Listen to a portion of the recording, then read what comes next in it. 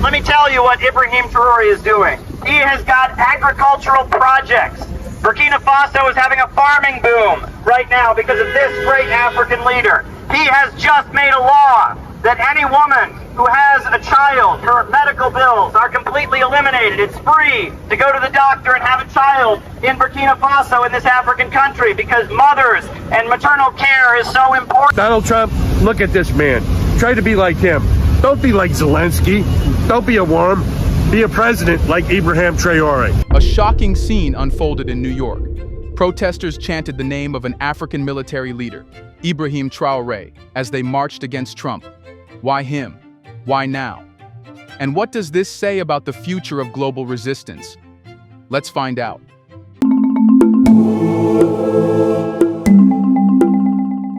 What started as a single name on a cardboard sign soon became a full-blown political phenomenon.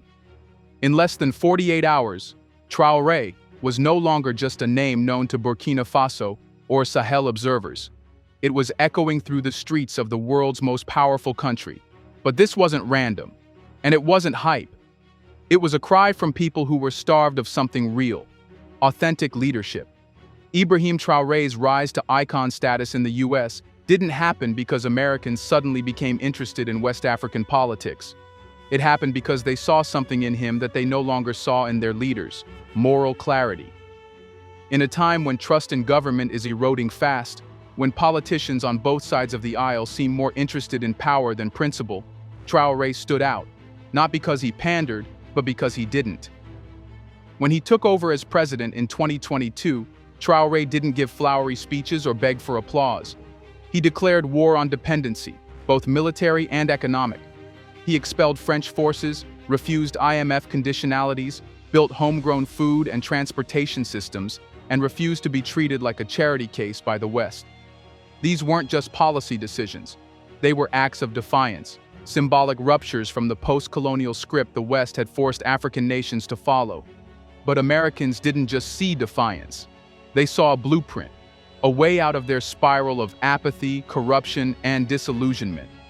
Because for Black Americans in particular, the image of a young African leader standing against empires felt like reclamation.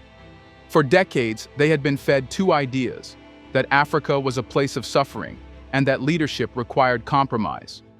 But Traoré shattered both. He showed the world that a Black man in power could be strategic, militant, honest, and wildly popular without Western approval. That's when the first videos started going viral.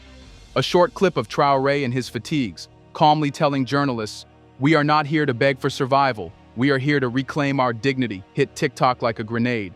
Black creators stitched it with scenes of US protests, police brutality, food insecurity, and gentrification. The message was clear. He may be in Africa, but he's speaking for us. Soon after, digital artists began designing posters with his face superimposed on civil rights murals. He became a proxy for the conversation no one dared to have out loud. What if true leadership only exists outside the system? What made it even more powerful was that Traoré hadn't done a single interview with American media. He hadn't tried to win over the Western audience. That silence, that lack of PR polishing, made him even more compelling. In a world of political theater, he felt raw, untouched by the marketing machines. And that rawness was magnetic. There's another reason he struck such a nerve. Traoré's age, mid-30s, made him feel like one of the people. Not a career politician, not a billionaire, not a lifeless bureaucrat, just a young soldier-turned-leader who sounded like the streets he came from. And in the eyes of the protesters, that authenticity transcended borders. It wasn't about Burkina Faso anymore. It was about a feeling that something had been taken from people around the world. A voice, a future, a sense of control. And that somehow, this man dared to take it back. And in doing so, he became more than a president. He became a mirror, a symbol of what leadership looks like when it grows from struggle, not privilege. So when American protesters started chanting his name, they weren't admiring a foreign leader from afar. They were calling for a different kind of power, one that doesn't bow, doesn't beg, and doesn't break. But what took this movement from admiration to action was what came next. The slogans, the chants, the street visuals that flooded America's biggest cities. That's where we go next. Let's pause for a second to say, big thank you to the Black Culture Diary community, where Black voices, stories, and legacies are preserved and amplified. By becoming a member, you're not just supporting the channel, you're becoming part of a powerful cultural movement. Let's continue. It started quietly. Just a few posters held high, drawn in thick markers by college students and community organizers. But within days, the name Traoré was no longer a whisper, it was a roar. Across Los Angeles, a group of young activists formed a human chain outside the federal building, holding signs that read, "Burkina Faso rises while America sleeps. Traoré said number, so should we." In Atlanta, where the weight of civil rights history still hangs in the air, marchers carried massive banners with a hand-painted portrait of Traoré, his military beret, his intense eyes, his unshakable calm. Beneath it were 3 words, "We remember Sankara." But it wasn't just his image, it was the emotion behind it. His defiance had become the people's defiance. And in the protests raging against Trump's immigration bans, rising police violence, and the deepening racial wealth divide, Traoré had been cast, not by himself, but by the people, as a vessel for rebellion. The crowd roared, "Hands off Traoré, hands off Africa."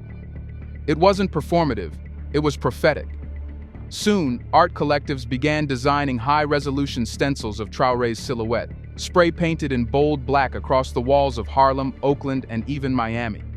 His face began to appear on stickers slapped across subway trains, benches, and traffic poles, next to slogans like, "Build like Traoré." The revolution wears a beret. This is what dignity looks like.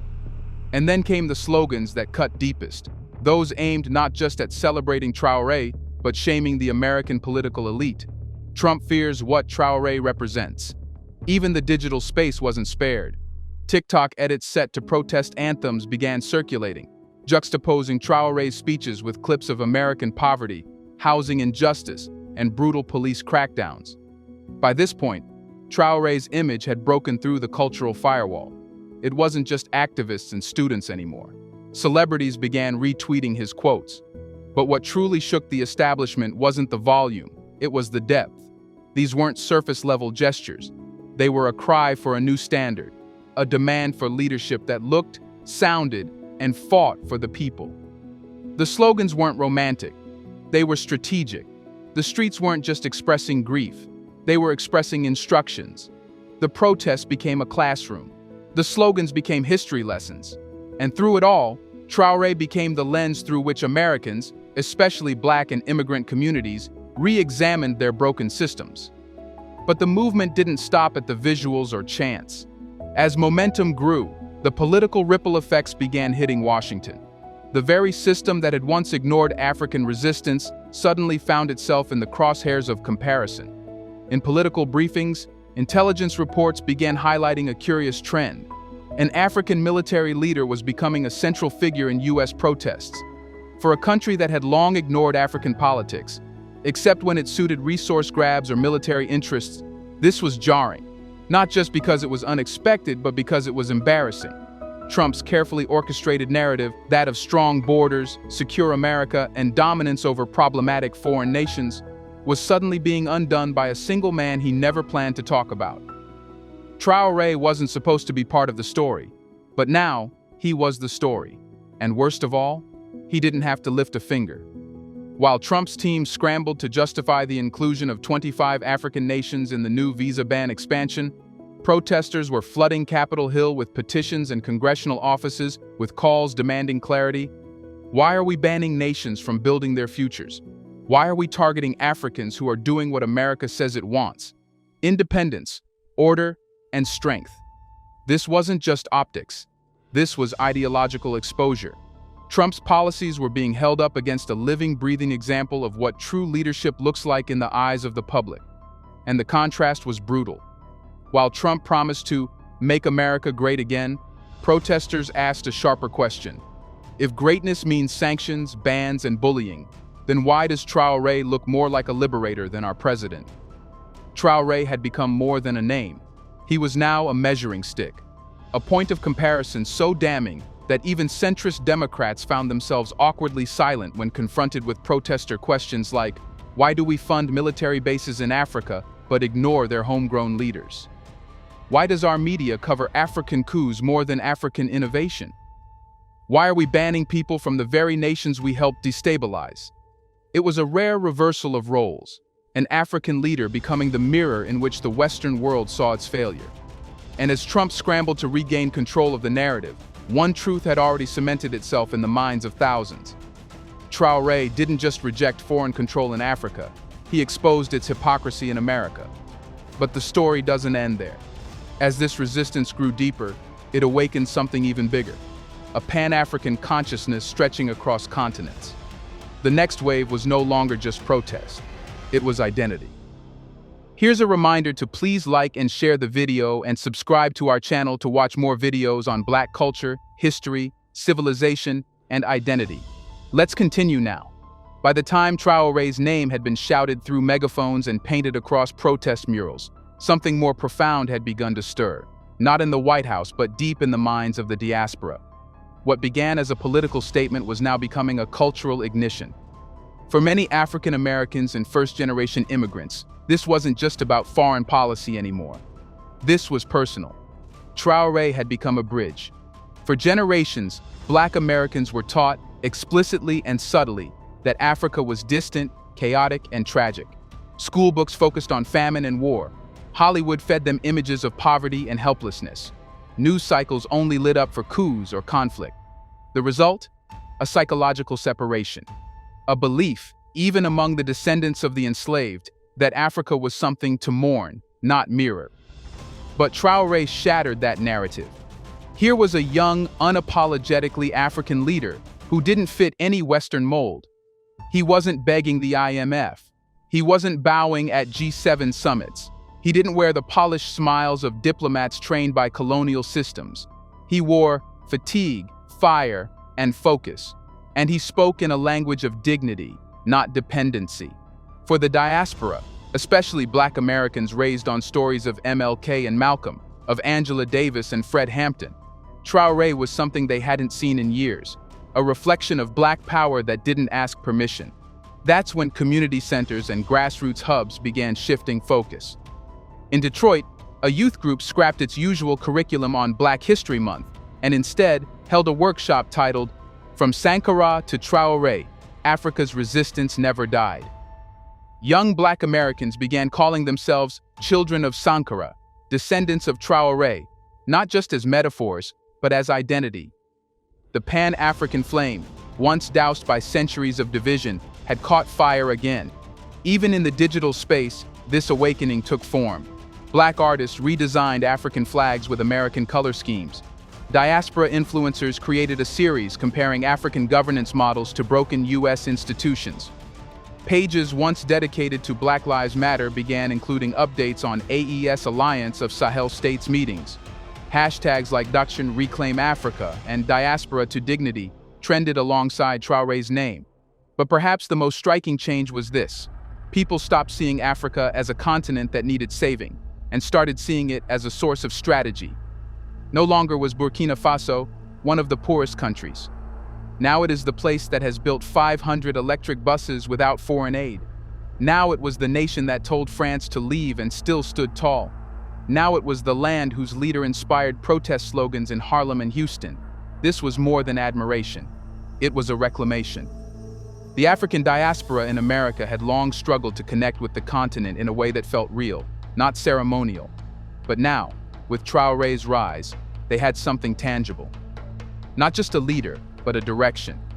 Not just nostalgia, but a new mission, to restore the broken ties between continents, not through institutions, but through shared resistance.